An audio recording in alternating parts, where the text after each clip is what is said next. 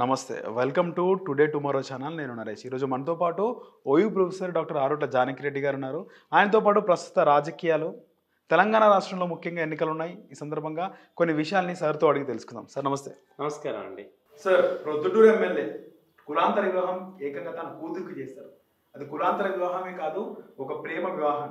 దానికి సంబంధించి ఆయన ముందుకొచ్చి మరి పెళ్లి చేయడం జరిగింది. ప్రొద్దుటూరు ఎమ్మెల్యే రాచమల్ల శివప్రసాద్ రెడ్డి గారు. మీరేం చెప్తారు సార్? ఆయన చేసిన తీరును మీరు ఏ విధంగా మీ అనాలిసిస్ ప్రకారం ఏం చెప్తారు? నిజంగా అండి నరేష్ గారు, ఈరోజు సమాజంలో ఒకవైపు కులాంతర వివాహాల పట్ల విరక్తి భావంతోనే అమ్మాయి వాళ్ళ ఇంటి మీద అబ్బాయిలు దాడులు, తర్వాత అబ్బాయిల ఇంటి మీద అమ్మాయి తరఫు వాళ్ళ బంధువులు దాడి చేసి మర్డర్స్ వరకు వెళ్తున్న సంఘటనలు మనం మీడియా ద్వారా రోజు ప్రస్ఫుటంగా చూస్తున్నాం.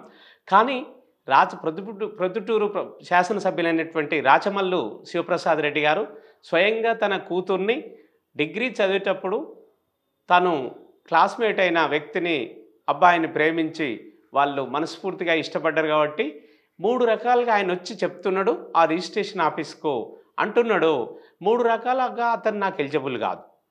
ఒకటి కులపరంగా ఇంటర్ క్యాస్ట్ మ్యారేజ్, రెండోది మరి ఆయన ఆర్థికంగా చాలా నా ఆర్థిక అంతస్తుతో పోలిస్తే ఆయన ఆర్థిక పరిస్థితులు చాలా బిలో పావర్టీ లైన్, దారిద్ర్య రేఖకు దిగువన ఉన్నాయి. ఇక మూడో అంశానికి పెడితే సామాజిక హోదా. నేను ఏ హోదాలున్నా ఒక శాసనసభ్యుడిని, నేను అనేక ధనవంతుని స్థాయిలో ఉన్నటువంటి వ్యక్తిని, వాళ్ళ అమ్మగారు ఏదో ఆర్టీసీ డిపోలో మామూలు దాంట్లో నౌకరుగా పనిచేస్తుంది. అయినా కూడా నా కూతురు ఎవరినైతే ఇష్టపడ్డదో అలాంటి వ్యక్తికే నేను మ్యారేజ్ చేస్తా. ఎందుకు? నా కూతురు ఇష్టపడిన సంసారం అది ఎన్ని ఇబ్బందులు వచ్చినా అది చాలా వాళ్లకు చాలా సంతోషంగా గడుపుతారు ఆ జీవితం. అంతేగాని నేను నాకు సమాన హోదా ఉన్నటువంటి ఒక శాసనసభ్యుని కొడుక్కో, ఒక పార్లమెంటు సభ్యుని కుమారునికో, లేదా ఒక మంత్రి గారి కుమారునికో ఇచ్చి నా కూతురుకు నా బిడ్డకి ఇష్టం లేని మ్యారేజ్ చేసేదానికంటే నా బిడ్డ ఇష్టపడ్డ వ్యక్తిని, నా బిడ్డ నచ్చిన వ్యక్తిని, నా బిడ్డ ఇంటర్ క్యాస్టులు అయినా కూడా, మాకు కులంలో కూడా చాలా తక్కువ కులం వాళ్ళు, మేము రెడ్డిస్ము, వాళ్ళు చాలా ఇంకొక వేరే మాకు సమాన హోదాలో ఉన్నటువంటి క్యాస్ట్ కాదు. అయినా కూడా నేను ఈరోజు ముందుకొచ్చి నేను ఒక ఆదర్శ భావాలతో ముందుకొచ్చి చెప్తున్నా, నేను నా భార్య ఇష్టంగా నా బిడ్డకి ఇష్టమైన నచ్చిన వరునితోనే పెళ్లి చేస్తున్నా.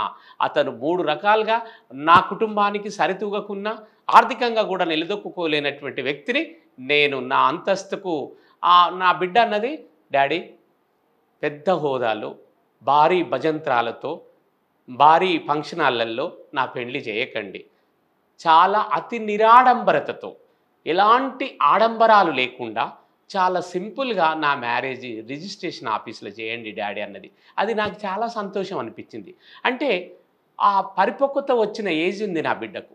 తను ఎవరికి భార్యగా ఉండాలో, ఎవరిని తాను భర్తగా మరి ఇష్టపడాలో అలాంటి ఏజ్ వచ్చిన పిల్లలను ఈనాటి తల్లిదండ్రులు ప్రోత్సహించడమే చాలా సమంజసంగా ఉంటుందని ఆ ప్రొద్దుటూరి శాసనసభ్యులు మరి రాచమల్లు శివప్రసాద్ రెడ్డి గారు ఈరోజు మీడియా ముందుకొచ్చి, ఈరోజు రిజిస్ట్రేషన్ ఆఫీస్కి వచ్చి చాలా ఆడంబరాలు లేకుండా నిరాడంబరంగా ఈరోజు మ్యారేజ్లు మనం చూస్తున్నాం. మీడియా చూపిస్తూనే ఉంది, ఎలక్ట్రానిక్ అండ్ ప్రింట్ మీడియాలలో ఎట్లా జరుగుతున్నాయంటే కోటాను కోట్ల రూపాయల ఖర్చుతో భారీ ఫంక్షన్ హాళ్ళల్లో బుక్ చేసుకొని అనేక బంధుగణంతో మరి అలాంటి అత్యంత ఖరీదైన బ్యాంకెట్ హాల్స్ బుక్ చేసుకొని, ఫంక్షన్ హాల్ బుక్ చేసుకొని చేస్తున్నటువంటి ఈ ఆధునిక కాలంలో కూడా అతి నిరాడంబరంగా సింపుల్గా మ్యారేజ్ చేసి తాను సమాజానికి చెప్తున్నాడు, అయ్యా మీ బిడ్డలు ఎవరిని ఇష్టపడ్డారో వాళ్ళకే చెయ్యండి.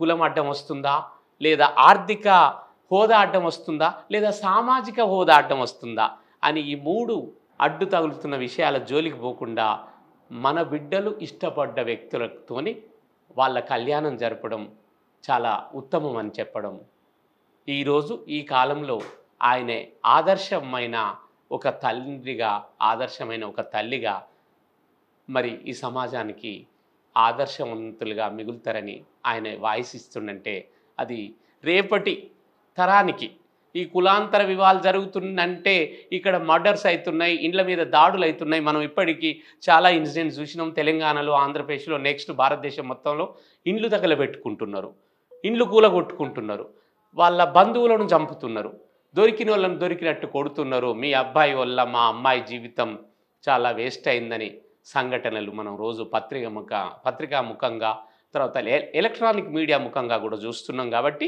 ఇలాంటి ఆదర్శనీయులైనటువంటి మళ్ళీ స్వయాన ఒక శాసనసభ్యుడు చట్టాలను శాసనాలను తయారు చేస్తున్నటువంటి ఒక శాసనసభ్యులు అంటే member of legislative assembly MLA గారే ఆ విధంగా చేశారంటే యథా రాజా తదా ప్రజ.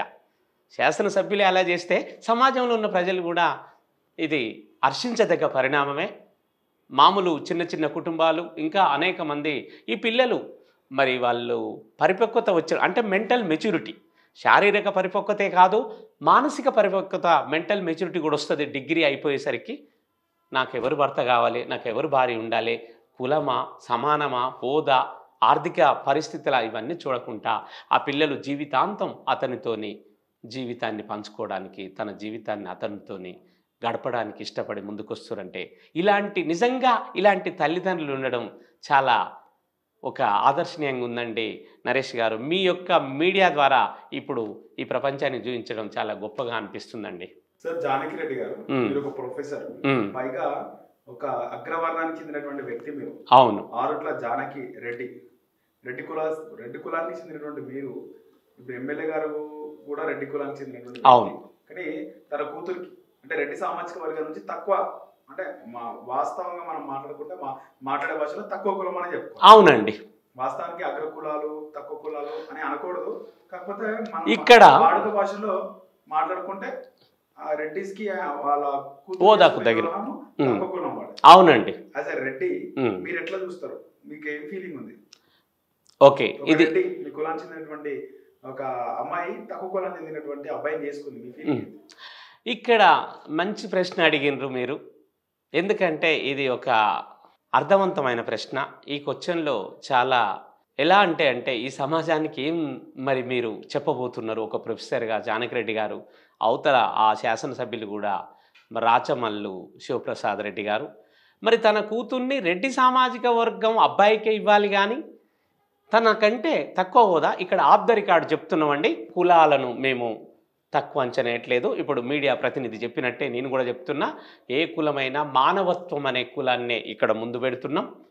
కులపరంగానో, మతపరంగానో, సామాజిక హోదా పరంగానో మనుషులను అంచనా వేయొద్దు. అదేదో సరే సాంప్రదాయం ప్రకారం వస్తున్నటువంటి కుల వ్యవస్థలో మనం నివసిస్తున్నాం, దాన్ని కాదనలేని సత్యం అంతే తప్ప.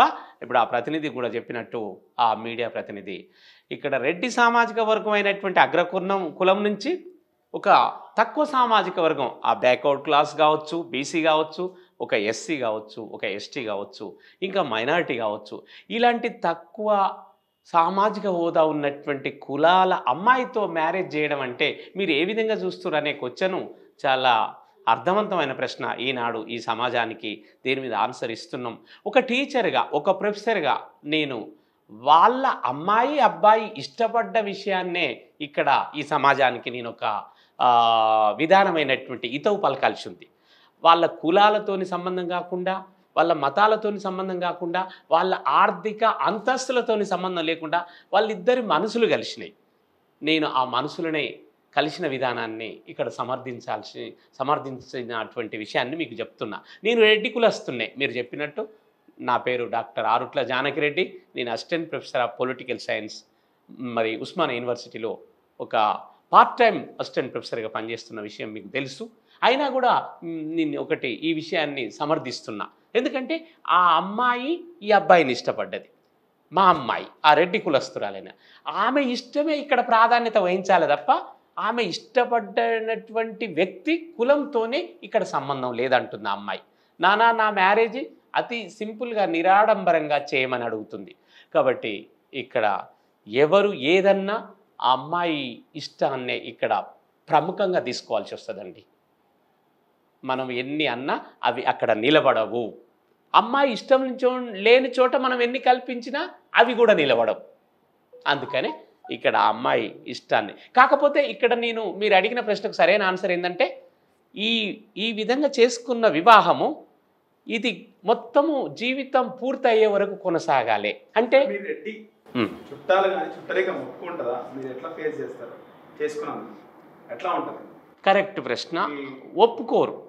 ఇలా సామాజిక ఓకే అన్నప్పటికీ మానసికంగా వాళ్లకు ఇది మింగుడు పడని సమస్య.